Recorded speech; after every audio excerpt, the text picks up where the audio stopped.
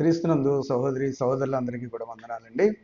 ఈ యొక్క సమయంలో యోహాను సువార్త 3వ అధ్యాయంలో మాట ఉంటుంది. విశ్వాసం అయిన తర్వాత కూడా మనం చేసే క్రియలు ఎక్కడ బయటపడిపోతాయో అని చెప్పి వాక్యం దగ్గరికి చాలామంది రారంట. అర్థమవుతుందండి? వాక్యం చెబుతున్నారు, దేవుడు వాక్యాన్ని అందించారు. కానీ ఆ వాక్యానుసారం నడవడం చేతకాకో, లేకపోతే అమ్మో ఎంత చెయ్యాలా అని అనిపించే మనసో, లేకపోతే ఈ విషయాలు మా సమాజంలో లేవండి అని పై పై సంగతులు చూసే సమాజం నుంచి నడుస్తున్న ఆలోచన బట్టో కొంతమంది అయితే ఆ వెలుగు యొద్దకు రారంట. అంటే వాక్యం వెలుగు దగ్గరికి రాలేకపోతున్నారంట. ఎందుకంటే వస్తే తన యొక్క ఆ దుష్కార్యాలు ఏంటో బయటపడిపోతాయి కనుక ఆ చీకటిలోనే ఉండడానికి ఇష్టపడిపోతున్నారు. ఏమన్నా చెప్తే మా సమాజంలో చెప్పలేదండి, మా సేవకులు చెప్పలేదండి, మా సమాజానికి ఇది లేదండి, మా డినామినేషన్లు ఇవి ఉండవండి అంటున్నారు. అసలు డినామినేషన్ లెక్క లేకపోతే వాక్యము ప్రమాణమా? చెప్పండి. వాక్యమే కదా. అందుకని ఒక సంగతి ఒకవేళ మీరు తప్పుగా నడుస్తున్నప్పుడు ఇంకొక సహోదరుడు ప్రేమతో హెచ్చరించినప్పుడు, లేకపోతే మంచి మార్గానికి నడిపించాలని చూసినప్పుడు వెలుగు వద్దకు రావడానికి ఎందుకు సంకోచిస్తున్నారంటే ఒక విషయం చెప్తున్నారు. 3వ అధ్యాయంలో చదువుతున్నాను, చూడండి. 19వ వచనం నుంచి చదువుతున్నాను. వెలుగు లోకములోనికి వచ్చని గాని తమ క్రియలు చెడ్డవైనందున మనుషులు వెలుగు యొద్దకు, మళ్ళీ చదువుతున్నాను, వెలుగు లోకములోనికి వచ్చని గాని తమ క్రియలు చెడ్డవైనందున మనుషులు వెలుగును ప్రేమింపక చీకటినే ప్రేమించిరి. దుష్కార్యము చేయు ప్రతి వాడును వెలుగును ద్వేషించును, తన క్రియలు దుష్క్రియలుగా కనబడకుండానట్లు వెలుగు యొద్దకు రాడు. సత్యవర్తనుడైతే తన క్రియలు దేవుని మూలంగా చేయబడి ఉన్నవని ప్రత్యక్షపరచబడినట్లు వెలుగు యొద్దకు వచ్చును. ఇంకో సహోదరుడు చెప్పగానే అవునండి, నిజమేనండి, ఇంతవరకు తప్పుగా నడుచుకున్నాను, కరెక్టేనండి మీరు చెప్పింది, నేను అంగీకరిస్తున్నానండి, ఈ రోజు నుంచి నేను సరి చేసుకుంటానండి అని చెప్పి వెలుగు వద్దకు వస్తాడంట. కానీ తన దుష్క్రియ ఎక్కడ బయటపడిపోతుందో అని చెప్పి చీకటి వద్దే ఉంటాడంట. చీకటి వద్దే ఉండడానికి ఇష్టపడుతున్నాడంట. అంటే అజ్ఞానంలో ఉండిపోవడానికే ఇష్టపడిపోతున్నాడు.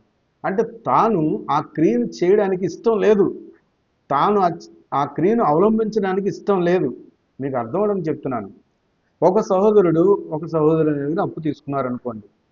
గత 12 సంవత్సరాల క్రితం ఒక 5,000 రూపాయలు అప్పు తీసుకున్నారు. ఆ 5,000 రూపాయల అప్పు వాక్యం దగ్గరికి వచ్చేటప్పటికి ఏమనుంది? ఎవరికి అచ్చి ఉండవద్దు అని చెప్పి రాసి ఉంది. కానీ ఆయన అంటారు, నాకు ఏవేవో సాకులు చెప్తున్నారు. చాలాసార్లు అడిగారంట ఆ సహోదరులు, ఇవ్వలేదు, వదిలేశారు. కానీ ఇంకొక సహోదరుడు చెప్తున్నారు, బాబు ఎవరికి అచ్చి ఉండకూడదు, ఇప్పుడు నీ పరిస్థితి బాగానే ఉందిగా, 2 బళ్ళు మెయింటైన్ చేస్తున్నావుగా, 2-3 సెలవులు మెయింటైన్ చేస్తున్నావు కదా, నువ్వు ఇంతకుముందు బెటర్గానే ఉన్నావు కదా, ఇంతకు ముందు కన్నా బెటర్గానే ఉన్నావు కదా, అప్పుడైతే నువ్వు ఇవ్వలేకపోయావు. కానీ ఏది అచ్చి ఉండవద్దు అని చెప్పి లేఖనం ఉంది కాబట్టి ఆ సహోదరుడికి మీరు ఇవ్వాల్సింది ఇచ్చేయండి, తప్పది. ఏది అచ్చి ఉండొద్దు అన్నారు, పైసా కూడా అచ్చి ఉండొద్దు అన్నారు కనుక ఇచ్చేయండి అని చెప్తే ఎప్పుడో తీసుకున్నాంలేండి, ఎప్పుడో అది ఆయన మర్చిపోయి ఉంటారులేండి, అంత ఇచ్చేయాలండి, ఆయన అంత స్టెబిలిటీ కలిగినోడే కదా, అంత ఇచ్చేయాలా అంటే అవతల వ్యక్తి అంత బేదాడైనా ఎంత ధనవంతుడైనా మీరు పాటించాల్సిన ఆ వాక్యం మనం పాటించాల్సిందే. నేను ఆచరించాల్సిన సంగతి ఆచరించాల్సిందే. అవతలైన ధనవంతుడైతే మీకెందుకు, బేదాడైతే మీకెందుకు? మీరు తీసుకున్న అప్పు, మీరు తీసుకున్న సొమ్ము ఒకవేళ ఆ పరిస్థితుల్లో ఇవ్వలేకపోయినా ఈ పరిస్థితుల్లో ఇప్పుడు కొంచెం మెరుగుగా దేవుడు ఆశీర్వదించాడు కాబట్టి పట్టుకెళ్ళి వెంటనే ఇచ్చేయాలి. ఇది ఇంకొక సోదరుడు చెప్తే ఎందుకు ఒప్పుకోవట్లేదు? ఇంకా చీకటిలో ఉండడానికి ఎందుకు ఇష్టపడుతున్నాడు? మా సహోదరులు చెప్పాలి, మా సేవకులు చెప్పాలి అంటే ఎలా కుదురుతుంది? వాక్యం ఎవరు చెప్పినా, చిన్న బాలుడు చెప్పినా వినాల్సిందే, చిన్న బాలుడు చెప్పినా సరే అమలు చేసుకోవాల్సిందే. ఎవరో ఒకరు చెప్పిస్తూ ఉంటాడు దేవుడు. అందుకే తన దుష్క్రియలు చెడ్డవని తెలిసిపోతాయని తన క్రియలు చెడ్డవని తెలిసిపోతాయని దుష్క్రియలు చేయి ప్రతి వాడును వెలుగు యొద్దకు రాడు అని చెప్పి రాస్తుంది. దుష్క్రియలు చేయడానికే మనసు కలిగిన వాడు వెలుగు యొద్దకు రాడు అంట. అక్కడే ఉండిపోతున్నాడు. ఇంకా మరి రాజ్యం ఎట్లా సంపాదిస్తారండి? రాజ్యం ఎలా వస్తుంది చెప్పండి? మీరు ఎన్ని ఇళ్ళకి వెళ్ళి ప్రార్థన చేసేస్తే రాజ్యం వస్తుంది? ఇంటింటికి తిరిగి ప్రార్థన చేస్తారు, ఇంటింటికి వెళ్ళి వాక్యం చెప్తారు, ఇంటింటికి వెళ్ళి ఏదో దేవుని సంగతులు చెప్తూ ఉంటారు, ప్రతి ఆదివారం సమాజానికి అటెండ్ అయిపోతూ ఉంటారు, ప్రతి బల్ల తీసుకున్నప్పుడు వైట్ అండ్ వైట్ వేసేసుకుంటూ ఉంటారు, ఓ వణికిపోతూ ఉంటారు, అక్కడ చేసే ప్రతి సర్వీసు చేస్తూ ఉంటారు. సమాజాల్లో మంచిది మంచిది. కానీ వాక్ ధర్మశాస్త్రంలో ఏదైనాను ఒక్కటి తప్పినను దేవుడు ఒప్పుకొని అంటున్నాడు. ఒక్కటి తప్పినను దేవుడు ఒప్పుకోడు అంటున్నాడు. ధర్మశాస్త్రం అంతా పాటించి అందులో ఒక్క ఆజ్ఞ తప్పిపోయినా దేవుడు ఒప్పుకోడు కనుక అది చూసుకోవాల్సిందిగా సహోదరి సహోదరులు గమనించుకుంటారని మరొకసారి గుర్తు చేస్తున్నాను.